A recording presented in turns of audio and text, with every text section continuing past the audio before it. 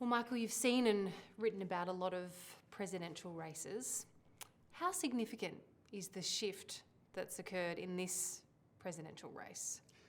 Never before in American history has a Democratic nominee won the nomination, as Joe Biden did, had enough delegates to win easily, and decided not, in fact, to run for president. That's never happened before. We have had presidents who have wanted to run for re-election and have not had the support of their parties to do so, like Harry Truman in 1952, Lyndon Johnson in 1968. He bowed out himself at the end of March. But back then, the primaries did not decide the nomination, whereas this year, Joe Biden had the nomination if he wanted it. So for a sitting president to hand over the reins because of illness is in fact unprecedented. Yes, that's never happened before. Though some say that actually Lyndon Johnson in 1968 had promised his wife, Lady Bird, he would not run for re-election because she was afraid that it would kill him, in effect, if he had to serve another 4 years as president. He died soon after he would have served 4 years. He was a very heavy smoker and drinker, and anyway, but he probably would have, if he felt he could have won, Johnson would have run again, I think, despite what he promised his wife. So we have this huge change quite late in the race. Yes. How do you think it's impacted the landscape for the Democrats? Well, you can see from polls, it certainly helped the Democrats. It's helped Harris and helping Tim Walz, who she's designated to be her vice presidential running mate, because many Americans said before Biden dropped out that they wanted some alternative. A majority of Democrats did not want Joe Biden to actually run, even though most of them would have supported him, would have voted for him if in fact he had gone on and got the nomination. So it's allowed Democrats to run a fresh ticket, to run somebody who is younger, more exciting in many ways, a better orator as well. And it showed, I think, that what most Democrats didn't like was Joe Biden because of his age and his infirmities. It wasn't the policies the Democrats were espousing. Most Democrats support those policies. That said, does replacing an old white man with a younger, more energetic, mixed-race woman fix their problems? No, this is a 50-50 country. We've had no majority party in this country for the last 50 years, a very long time for that to be true. And so the race was going to be close either way. Before it was going to be close, but Donald Trump almost certainly would have won. Now it looks like it's going to be close, and right now Harris is favored. But either way, our elections for the last 50 years usually have been very close, presidential elections, with some exceptions, but usually been very close. And Democrats have won 7 out of 8 of the last elections in terms of the popular vote, but they've lost 3 of those because of the electoral vote. What do you see as Kamala Harris's weaknesses? Well, she is someone from Berkeley, California, which is known to most Americans as a very progressive, liberal place. College community, a lot of demonstrations were there in the 1960s against the war in Vietnam. And also she's someone who is not that well known, despite the fact she ran for president in 2020 and had been vice president for 4 years. She's not that well known. So the Republicans are already trying very hard and will continue trying very hard to portray her in very negative ways. Donald Trump has already called her a communist, capital C. So now that's not going to go because most Americans don't think she's a communist and aren't afraid of communists the way they were during the Cold War. At the same time, she's someone who can be portrayed negatively by the other side because a lot of Americans aren't quite sure what she stands for. They know what she looks like, they know her name, they know she's mixed race, partly Indian American, partly African American, but they don't know much more about her. So that's a weakness as well, a liability, I would say. Well, let's talk about that, because I know a lot of people back home are saying, you know, we don't know this woman, she's vice president, why do we know much about her? But by the nature of the job, she hasn't been, you know, front and center for 4 years. That's the way it works, right? Yeah, the vice president's a very strange office. Your main responsibility is to be there if the president either dies or can't continue in office. And the vice president also oversees the Senate, but that doesn't mean very much unless there's a tie vote. And actually, Harris has had a certain amount of power because the Senate for the last 4 years has been very closely divided between Democrats and Republicans, and when it was 50-50, 50 Democrats, 50 Republicans, she often cast the defining vote, the deciding vote for the Democratic side. But that's unusual for the Senate to be so closely divided. But the rest of the job is pretty much in the background. Yes, you're the assistant to the president, and you do pretty much what the president wants you to do. And if you don't do that, if you rebel against that, then that's trouble for the party, and it's trouble for the ticket going forward as well. Because of that job, she doesn't have a great deal of foreign policy experience. How much of a test will that be for Kamala Harris? It'll be a great test. She's already been tested on the major issue dividing Democrats, which is the war in Gaza, and support for Israel. There's demonstrations that will take place in the streets of Chicago. And she's already addressed that in rather oblique ways, subtle ways, saying she's more supportive of the people of Gaza than Biden was perceived as having been. But she has met with foreign leaders, but she doesn't have the deep experience. And so, again, the Republicans will attack her for that, saying, how can we let someone like this, whose main responsibility has been to be there if Joe Biden falters, and before that to be a senator from California and a prosecutor from California. But I think the fact that she has been vice president, that she has met with foreign leaders, that she has had security briefings from the CIA, that she has been someone who was obviously consulted, as vice presidents always are consulted, about major decisions that are made in foreign policy, that will enable her to rebut those criticisms to a certain degree. There is a real contrast there because, of course, Joe Biden came into even the vice presidency with a huge amount of foreign policy experience. Yes, I mean, he's had been a senator since 1972 and had been on the Foreign Relations Committee. He'd met with many foreign leaders. He knew a lot of them personally. And the last statement he made before he actually dropped out of the race was all about the NATO conference and how successful he thought the conference had been. I guess you could say this at any election, but, you know, with the war in Europe, with what's happening in the Middle East, concerns about NATO, it does feel like a particular global hotbed. I mean, foreign policy is going to be really critical for whoever wins this election. That's true to a degree, I think, but I think in the end, most Americans don't care much about foreign policy unless American troops are involved, or unless, as in 2001, the U.S. has been attacked, or Pearl Harbor in 1941. So even though a lot of young progressives are very concerned about the war in Gaza, and Arab Americans and Jewish Americans also, polls show that the war in Gaza is only a major issue for about 15% of Americans. Most people are much more concerned about immigration, about the environment even, and about inflation as well. But the war in Ukraine, support of the war in Ukraine, is something that divides Republicans more than it divides Democrats, and the war in Gaza divides Democrats. So you have the U.S. is involved in two foreign wars, though not with American troops, and those wars divide each party in different ways. I want to get onto the domestic stuff in a moment, but just one more question on foreign policy. What do you expect her? She knows this is a perceived weakness. The Trump campaign's already attacking her for being a play toy for Putin, etc. What do you expect her to do in the coming months? What do you think Kamala Harris needs to do in terms of outlining a foreign policy position so she's not just seen as, I guess, Biden's enforcer? Well, she has to be careful not to take a completely different position from Biden, because that will look very bad, and Biden will be shown on television, you know, looking unhappy about that. I think she will continue clearly the position of Biden on Ukraine. She will, I hope, be somewhat conciliatory towards those in the party and outside the party who are very unhappy about the destruction of Gaza, which has been done to a large degree with American weapons, though not with American troops on the ground. And her main task will be to do no harm, just like doctors. She has to make sure she keeps the coalition together of her party, which is remarkably united, actually, despite the war in Gaza.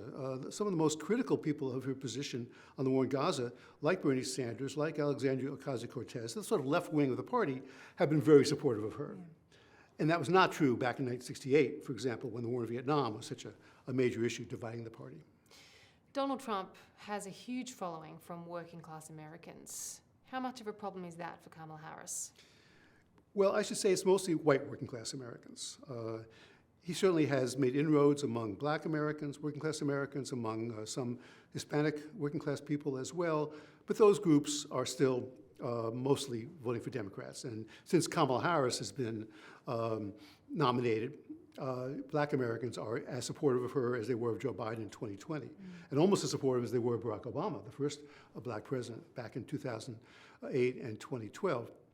But this has been a long-term problem for Democrats since the 1960s. They've been losing white working-class voters gradually. They've been losing states like West Virginia, a former coal mining center, which used to be solidly Democratic for many, many years and has been solidly Republican for the last 25 years. What she has to do, I think, is to do what she started to do already, which is to present programs which can help those people, whether it's housing subsidies or help for parents with children, child care subsidy, child care allowance, various universal programs which help everybody, including white working class people. Culturally, Democrats have a problem because they're perceived too often in places like West Virginia as a party of progressive professors, and Hollywood stars and people with money who have very progressive cultural views about same-sex marriage and about abortion and about secularism as well. And why doesn't that play well with white working-class America? White working-class Americans have not been doing well on the whole for the last 40 years, really, economically. There's a problem in some of these communities with opioids, people dying or becoming, overdosing on those drugs. Ironically, given American history, black Americans have, as a whole, done better over the last 40 years than white working class Americans. I say black working class Americans. And that's unusual, because usually in a country with a racist history that our country has, white people usually do better than black people. But in this instance, they have not, and partly because the industries that used to hire so many white working class people, especially manufacturing industries, have declined, not completely, but they've gotten more automated. The jobs that used to be good union jobs in many of these industries, like auto, like steel, like electrical products manufacturing, are either going overseas or the unions just aren't as strong as they used to be, especially in the South, where many auto plants from foreign auto companies as well as American auto companies have moved. So the living standards of white working class people have gone down, and so someone like Donald Trump, who can appeal to what he calls American carnage, what he calls migrants coming across the border in the millions, committing crimes, which is a falsehood, but nevertheless, he can say that. People who are scared, people who feel vulnerable, will listen to that and say, well, maybe he can help me. Whereas Kamala Harris, given her background, given the fact both her parents were immigrants to the United States, were naturalized American citizens, will have a harder time addressing that kind of fear. So how do they address that now? I noticed they're already pushing ads. Kamala Harris, worked at McDonald's, working class girl. Sure. We'll see more of that, you think? Sure. I mean, you can never go wrong talking populist in America. That's probably true in many countries, but especially in this country, we have a very long history, in both parties really, of populist images, populist memes, populist language, being a way in which politicians can say, well, I might have gone to a fancy college, I might have money now, but I didn't grow up that way. Very few American presidents actually brag in any way, or at least are not trying to dismiss their more privileged background. Actually, ironically, Franklin D. Roosevelt, who could talk in a populist lingo very well, did come from a very privileged background, and he didn't deny it. He didn't try to deny it. He certainly would never have worked at McDonald's. Well, it didn't exist yet, but he would never have worked at the equivalent. But he was able to communicate with the people that he needed to reach. And that's more important. It's more important to be able to talk to ordinary Americans of all races and convince them that you feel their pain, as Bill Clinton famously said when he ran in 1992, and also that you have ideas about how to improve their lives. It's not just about language in the abstract sense. It's about connecting populist ways of talking to programs which actually will help people. And for whatever reason, so many Trump supporters really believe what he has to say, even if it's completely untrue. I guess Kamala Harris has to tap into that sort of messaging that people will really buy into. Yes, and look, in the long term, Democrats will not win back the working class vote this year, or probably in 4 years either. Because politics is not just about messaging from on top. It's about institutions, communities people feel part of. And when labor unions were very strong in this country, which they were in the New Deal era from the 30s into the 70s, people learned their politics from those unions. They didn't just learn them from Franklin D. Roosevelt.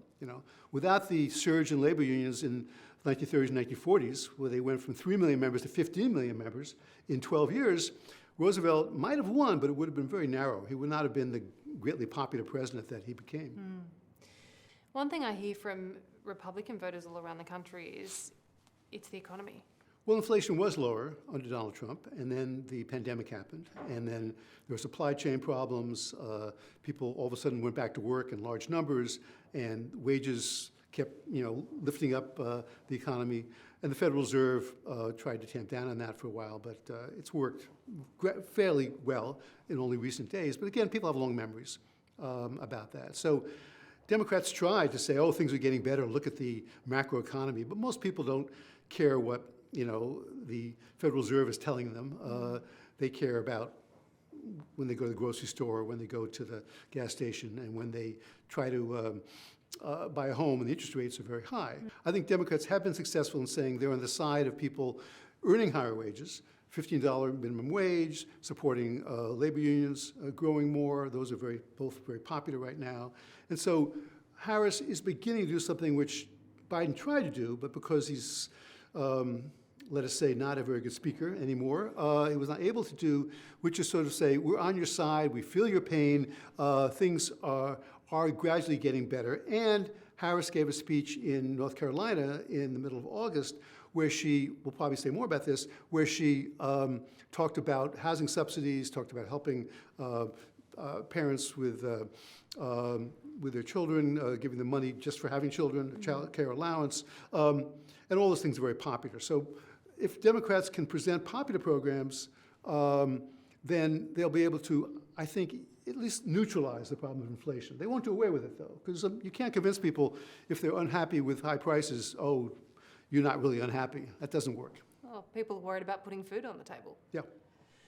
She has a little bit of a problem with, or perhaps it's a perception, of conflicting policies or changing her position on things. Has that been a problem for candidates in the past or for the Democrats? How can that influence, their chances? It depends how well the opposition is able to exploit those issues. Certainly in 2020, the Democrats many Democrats were running to the left of what the party had been before. Partly that's because Bernie Sanders was a popular candidate in the left. People like Harris were going for the same voters, the more progressive voters that Sanders had won in the primaries in 2016 and was already winning in 2020. It looked like he was going to win in 2020. And so she was sort of leaning into progressivism. Now, of course, she needs to win middle-of-the-road voters who will make the difference in the race, so she's backing away from some of those policies like Medicare for all, that is government-paid health insurance for everybody. She's going to talk in more moderate ways about certain of these issues. Republicans will say, well, look what you said 4 years ago. Maybe that would be successful, maybe not. I think it'd be less successful than if she had said these things as vice president. Because after all, she has been in office for 4 years, which Republicans are pointing out in many ways with issues they don't like. But she has not been someone who's disagreed with Biden's more centrist policies for the last 4 years. So that is what she'll, I think, try to put across.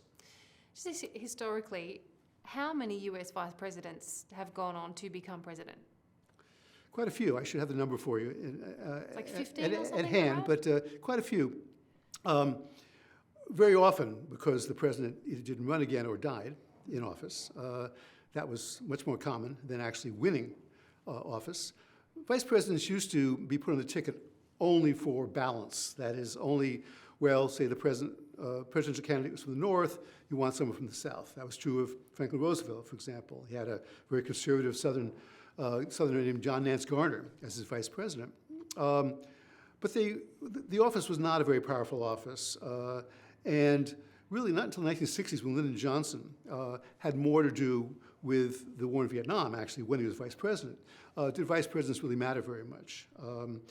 They were usually just sent out there to meet with foreign leaders sometimes, but not to say anything different from the president was saying. They didn't really have their own portfolio. That's changed some since the 1960s, but still, there's no assurance that a vice president will get elected. Now, vice presidents almost always run for the presidency or think about running for the presidency. That's been true, I think, almost without exception for the last 30, 40 years. But very often they're seen as not their own man or woman, and so they don't get the nomination. I don't really like even asking this question, but is America ready for a female president? I think so. After all, Hillary Clinton would have been elected if she'd won roughly 28,000 votes in just the right number of states in 2016. And of course, she won a majority of the popular vote. With our ridiculously 250-year-old Constitution, of course, that's not how you get elected, but she came very close. So Harris right now is ahead, and I think this is less of an issue than it used to be. Also, women vote more than men, and the gender gap is very much in favor of the Democrats, at least now it is. We'll have to see what happens in November. And that will help her as well, because I think a lot of women who may have been unsure about Hillary Clinton because, of course, she was associated with her husband, not as her own person in the sense that Kamala Harris is, will be more open, I think, to voting for a woman. But the main difference is whether they're Republicans or Democrats. In the end, that will be more important, I think. But we've had in the past vice presidents who have not been handed the common nomination, but they've clearly been the choice of the sitting president, a popular president. For example, George H.W. Bush won the nomination in 1988 after he'd been vice president for Ronald Reagan, a very popular president, for 8 years. And Lyndon Johnson, of course, became president on the assassination of JFK. But he also was already a pretty well-known figure. He'd been majority leader of the U.S. Senate, and he had run against JFK in 1960, as George H.W. Bush did, ran against Ronald Reagan in 1980. So figures who are known nationally and or vice president have a much better chance to become president than figures who had just been put on the ticket for regional balance or for age balance, the way Dan Quayle was in 1988. He tried to run himself in the 1990s for a short time and got nowhere. Same for Sarah Palin, who was John McCain's vice presidential nominee in 2008. Mike Pence had a brief think about it. Sorry? Mike Pence gave it a brief thought. Yes, he did run. Mike Pence did run for about a day or two. Yeah. Yes, I don't remember how many votes he got, if he got any at all. So if she does win in November, how will history look upon the Kamala Harris ascension to presidency? Pretty extraordinary. As unusual, as extraordinary. And it'll show something which Americans have often doubted, that the parties are still pretty strong. We often think, well, the individual matters more. You run for president on your own, you run in primaries, you get the party to support you. But the fact she took over in late July and got the nomination even before the convention, less than a month later, shows that the party establishment is still very strong. And there is a party establishment in the Democratic Party, and it was willing, in fact, eager to push the president out of the way and make sure that the most obvious person to replace her, the vice president, would be the nominee. And that, I think, shows something which is, I think, a good thing, actually, which is that I think political parties are a good thing in democracies. I think they're important.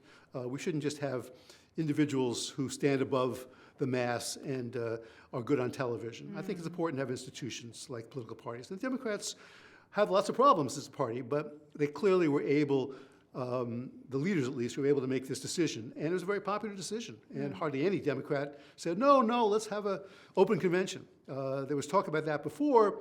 Biden dropped out, but after he dropped out, hardly anybody was talking about it anymore. So we should all take comfort from the fact that whatever we may think of American politics at times, democracy is working. Democracy is working and the parties are working, yes.